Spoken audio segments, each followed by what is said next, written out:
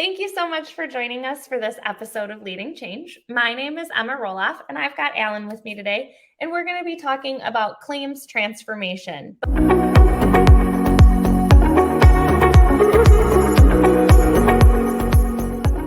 But before I get to all the questions that I've got for you, can you give everybody a real quick introduction? Hi, Emma. Alan Demers. Good to be with you today. My background, a little over 30 years in the insurance claim industry, and worked for a couple top carriers and mostly in claims, and worked my way from frontline adjusting to some executive positions.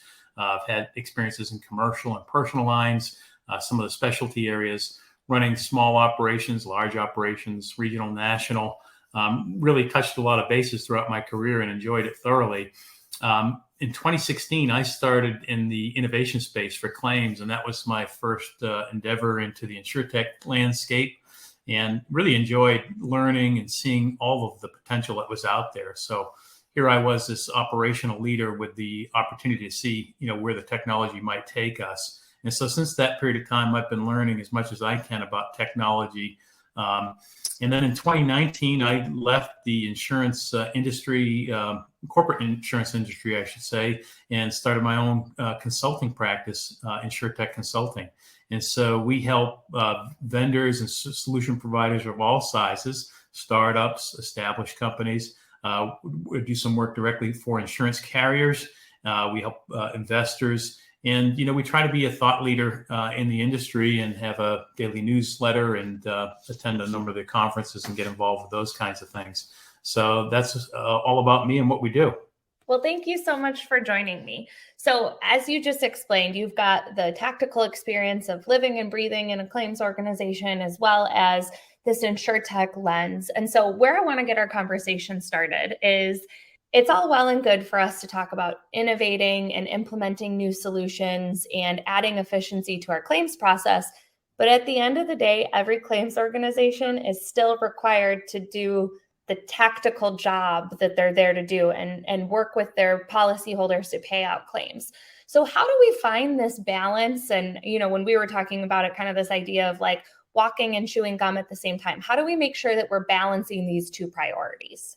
Yeah, I think that's a great way to put it, especially for claims where they're operational and the focus is day to day. The concentration is on the customer and claim volume, the things that constantly get in the way and distract organizations from automating and looking toward the future. And so I'm constantly reminded of these competing priorities and limited resources. So when you look inside any carrier, there's only so many resources and so many projects for them to be drawn into that, making sure you get what you need for claims is a difficulty. And then when you think about a number of companies that are either going through or have just finished up their claim management system transformation.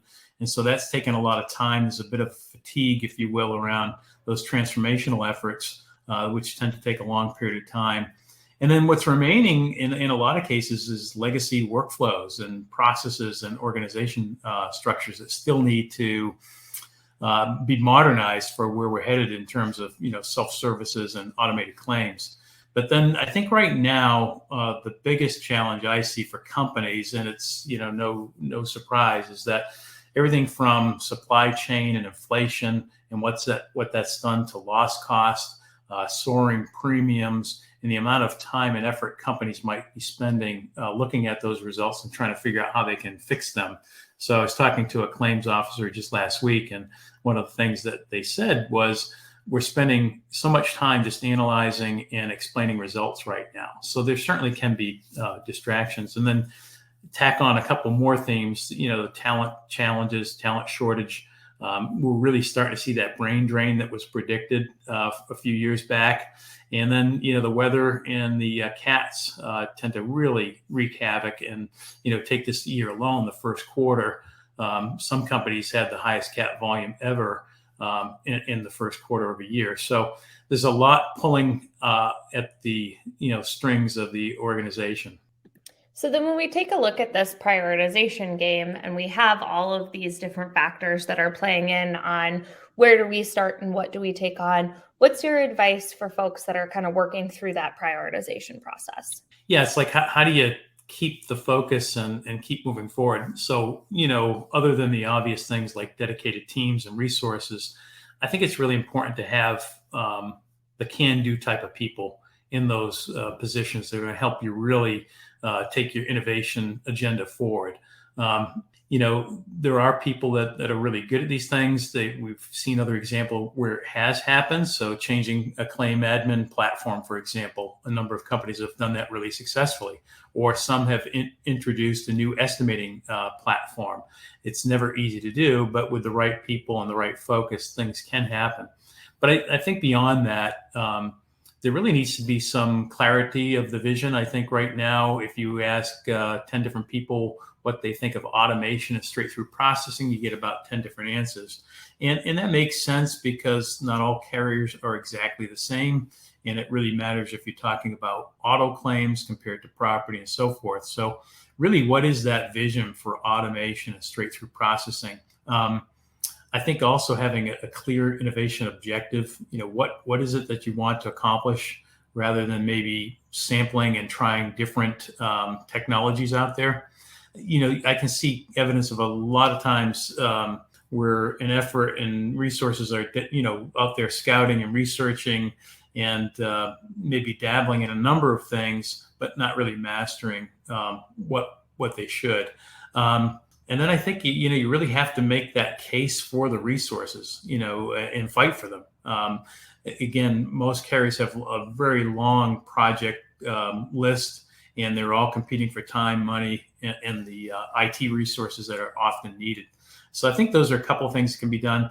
I think it's important to have a vision of that goal state, though, but without looking for perfection. I think that's one of the easy traps to fall in, is to imagine this really elegant claim process that customers are enjoying, and it's as easy as the Amazon experience or whatever cliche that we hear out there. But that may be pointing too much toward perfection and trying to get there quickly, and it just doesn't happen that way. So certainly have that mindset of what perfection looks like, but start somewhere and work toward knocking off some of those areas where incremental improvement can make a big difference. So through all of this, have we actually made the life of the adjuster easier, more straightforward, or have we added layers of complexity by bringing technology into the fold and all of these different things for people to concentrate on? I really like that question, because throughout my time in claims, I've heard that one over and over, where we think that we're making life easy for the adjuster, only to find that in the short run, it's maybe more complicated. Certainly there's learning curves and all those changes that happen, but I don't think that's been the case. There are some really great examples where we have made life easier. So for example, you think about photo estimating, what that's done to help pre-populate an estimate. Even though it's not mastered yet and not 100%, it's somewhere around 50-60% of the estimate can be produced just from the customer sharing an image of the damage. So that's good for the customer. It can be good for the adjuster. So I tend to look at it like and appreciate efforts that trying new solutions is better than no progress whatsoever.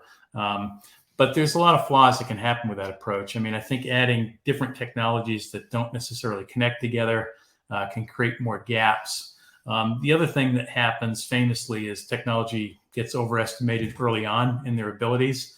So it doesn't quite live up to the full potential, again, mostly in the short run.